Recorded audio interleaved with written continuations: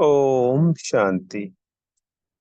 आज 20 जून 2024 के महावाक्यों के मनन चिंतन में सबसे पहले तो आज बाबा ने कहा कि चने मुट्ठी के पीछे अपना समय बर्बाद नहीं करो। तात्पर्य, जो कुमारियां होती हैं, कई ज्ञान में भी परिवार के द्वारा सेंटर पे जाने लगती हैं,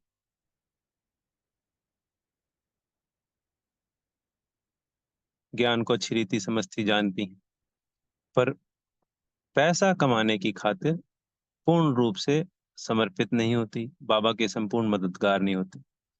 घर गृहस्थी में रहने वाले बच्चे भी परिवार चलाने के लिए पैसा कमाना है, पर कईयों की इतनी इनकम अच्छी होती है कि थोड़ा अगर समय एक्स्ट्रा बाबा के मददगार बनकर अपनी भविष्य 21 जन्मों की इनकम पे भी ध्यान दें तो उनको कोई दिक्कत नहीं। पर चूंकि पैसे का लोभ लालच इस समय के अनुसार इतना हो चुका है कि अथाह पैसा कमाने की लगी रहती, अथाह धन इकट्ठा करें, अनेकों अनेक बिल्डिंगे, प्रॉपर्टी या गाड़ियां या ऐशो आराम, उन्हीं के पीछे भागते। ये तो 63 जन्म हमने खूब कर लिया, और अब हमें पूर्ण रूप से ज्ञान हो चुका है, समझ में आ चुका है कि ये सब विनाश होने वाला है। हर जन्म का कमाया हुआ भी, 63 जन्मों का कमाया हुआ भी कोई हमारे साथ थोड़ी गया, सब छूट गया। 62 जन्मों का जहाँ कमाया वहीं रह गया। उस संसार में भी कहा जाता है कि अपने जितना हम कमा सकते हैं, जितना हमारा चल सकता है, उतना ही कमाना चाहिए। संतोष जरूरी है। पर यहाँ तो उससे भी एक्सट्रीम, एक्स्ट्रा ऑर्डिनरी ज्ञान स्वयं परमात्मा ने हमें दे दिया। पुरुषोत्तम संगम युग पे स्वयं परमात्मा आए हुए हैं।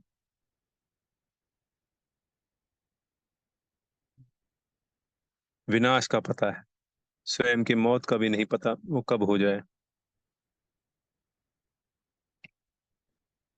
जो संसार की नीति से पुण्य कमाते हैं वो भी साथ नहीं जाने वाला है। पहले तो ये सोचते थे ये दान पुण्य कर रहे हैं, संसार की रीति से मनुष्य की मत पर पानी पिलाना, खाना खिलाना, धर्मशाला, स्कूल, किसी भी प्रकार का दान पुण्य। क्योंकि अब 63 जन्मों के विकारों का बोझ हर आत्मा के ऊपर है, चाहे किसी पे 2 जन्म का है, किसी पे 4 जन्म का है। वो इतना ज्यादा है कि ये पुण्य उसके बराबर सामने कुछ भी नहीं है। तो इतनी सजाएं खा के पुण्य आत्मा बन के परम धाम जाएंगे तो वो पुण्य समाप्त हो जाएगा, उसका कोई फल नहीं मिलने वाला है। कि सत्युग में आ जाएंगे या त्रेता में आ जाएंगे, वो सिर्फ एक बाबा की श्रीमत पे चल, बाबा के ज्ञान में चल, सिर्फ यही एक तरीका है जिससे हम इसमें आ सकते हैं, प्राप्तियां कर सकते हैं। तो बाबा की श्रीमत पे चल, इस ज्ञान और योग के आधार पर 21 जन्मों की राजाई। ऐसा नहीं है कि उसके लिए सब कुछ घर बार छोड़ देना होता है, परिवार छोड़ देना होता है तभी राजाई मिलती है। परिवार को संभालते हुए, बाबा की श्रीमत पर चलते हुए 21 जन्मों का पूरा पूरा वर्षा लिया जा सकता है। उसमें चाहे साहूकार बने, चाहे राजा बने, चाहे महाराजा बने, सर्व प्राप्तियां संभव हैं। ऐसे बहुत सारे बच्चों के उदाहरण हैं जो पहले उतना ही बिजनेस करते थे, 12 12 घंटे, 14 घंटे, 10 घंटे, बाबा के ज्ञान में आए, ज्ञान योग रीति को अच्छी तरीके से समझा, उससे ज्यादा इनकम 6 घंटे में होने लग गई, 8 घंटे में होने लग गई।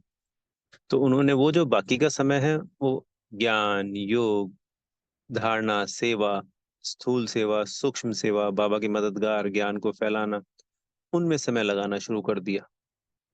इनकम पहले से ज्यादा हो रही है, समय कम लग रहा है, तो वो चीज संभव है।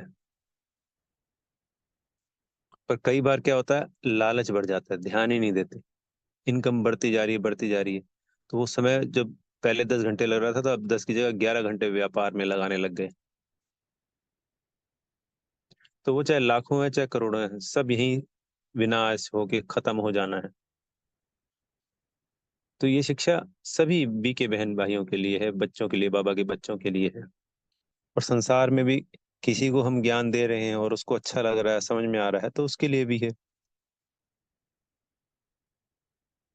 क्योंकि भरण पोषण के लिए परिवार के लिए जितना पैसा चाहिए उतना है या उससे ज्यादा इनकम है, तो फिर वहां से ध्यान हटा करके बाकी का समय जो बचता है वो बाबा के इस मददगार बन बाप का नाम बाला करने में करना है।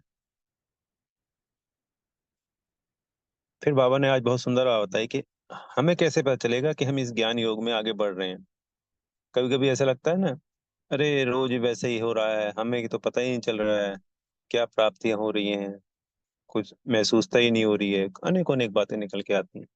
तो बाबा ने कहा कि जिनको जब अवस्था अच्छी हो जाती है, हमारे ऊपर विकर्मों का बोझा कम हो जाता है बाबा की याद से, तो हमें शांति धाम और सुख धाम याद रहने लगता है, सहजता से याद आने लगती है बाबा की भी। और याद के समय कहीं बुद्धि भटकती नहीं है। इसका मतलब हम जो कर रहे हैं बाबा की श्रीमत के अनुसार वो बिल्कुल एक्यूरेट और परफेक्ट है, जिसके कारण से बुद्धि नहीं भटक रही है, याद टिक रही है। सतयुग भी याद आ रहा है, हमारा घर शांति धाम भी याद आ रहा है, मैं स्वयं अपनी आत्मा को देखने की कोशिश कर रहा हूँ, विजुलाइज कर रहा हूँ, वो भी हो रहा है। बाबा के पास टिकने की कोशिश कर रहा हूँ, वो भी हो रहा है। तो पहले का बोझा कम हुआ ना, पहले तो ऐसा नहीं होता था, अब होने लग गया है। तो इसका मतलब सही डायरेक्शन है, बिल्कुल मैं राइट पोजीशन पे हूँ, मैं आगे बढ़ रहा हूँ, मेरी स्थिति ऊंची उठती जा रही है। और ऐसा नहीं है ये सिर्फ सेंटर पे रहने, ये जो परिवार में रह रहे हैं, प्रवृत्ति मार्ग में रह रहे हैं, ये ज्ञान ही प्रवृत्ति मार्ग के लिए। सेंटर को तो एक माध्यम बनाया गया है कि हमारी पालना कौन करेगा अगर सेंटर नहीं होते तो। क्योंकि लक्ष्मी नारायण या सत्ययुग और त्रेता में जितने भी होते हैं वो सब प्रवृत्ति मार्ग ही तो है। और बाबा ने ये ज्ञान प्रवृत्ति मार्ग के लिए तो दिया है, बावन तो कहा ही नहीं हमें साधु सन्यासी बनना है या सभी को घर बार छोड़ना है। कुमारियों को लिए जाता तो उनको तो शादी करके कहीं जाना था दूसरी जगह, तो वो सेवा में लग गई, मददगार बन गई, तो वो हमारी पालना करती हैं सब। वो आप सबको भी पता है, हमें भी पता है। तो प्रवृत्ति मार्ग में रहते ही बाबा को याद करना है। अवस्था हमारी ऊंची होती जा रही है, शांति धाम याद आता जा रहा है बार बार, बाबा की खींच होने लग गई है, हमारे अंदर विकार बिल्कुल ना के बराबर हो रहे हैं, व्यर्थ मन और बुद्धि में ख्यालात आना बंद होते जा रहे हैं। पहले मान लीजिए दिन में 1,000 आते थे एग्जाम्पल के लिए, और अब 100 आ रहे हैं या 10 आ रहे हैं, तो कम हो गए ना जी। तो इससे सिद्ध हो रहा है कि हमारे कदम आगे बढ़ रहे हैं। अच्छा। ओम शांति। बेहद का धन्यवाद मेरे प्यारे मीठे बाप दादा जी का।